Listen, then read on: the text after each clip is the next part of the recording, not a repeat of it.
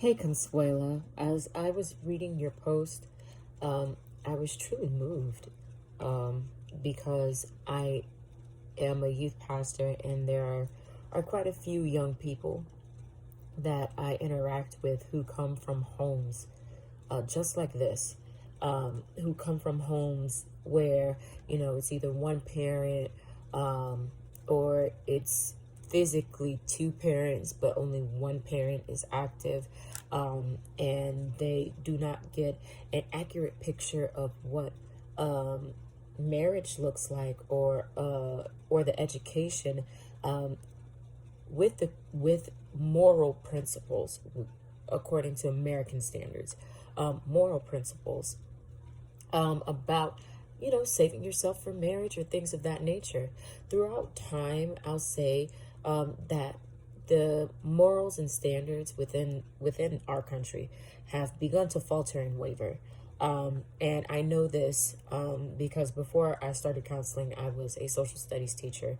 And our Florida state, and in the state of Florida, the Florida state statutes still does not condone two individuals living together outside of marriage.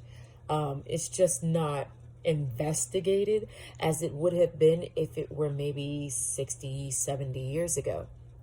But it shows you that there's just been that big of a shift in where we were and where we are now.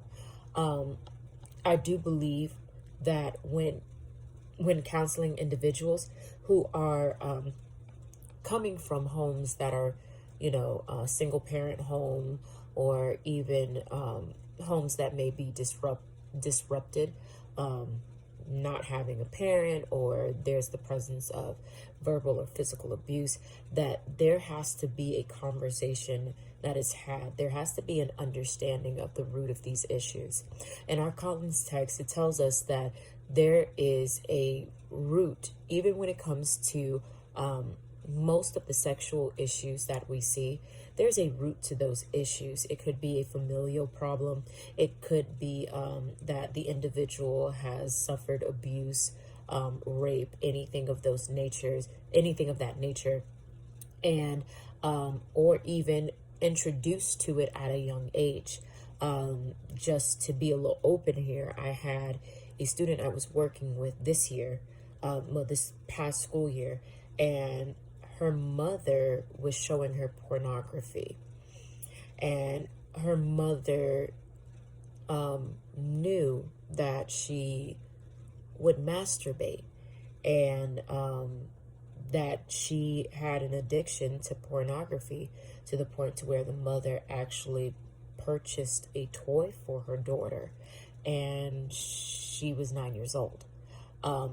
And her being exposed to that prematurely was actually a result of her being sexually assaulted when she was 3 years old. And because it was not dealt with, it turned into a bigger problem, because then her schoolwork started to decline, and everything just started to go downhill, because she could not focus in class, because on her mind was the images that she saw. On her mind was the last porn film she watched. And exposing her to that early, it makes her, vulnerable for a myriad of different sexual struggles that she would have to go through in her young life.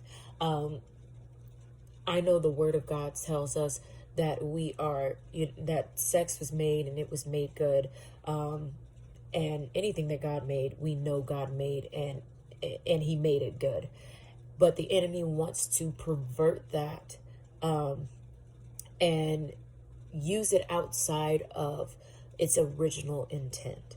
And it is our job that when we sit down with individuals who are going through these things, that we meet them, as Colin says, with an open heart, that we meet them with love and compassion.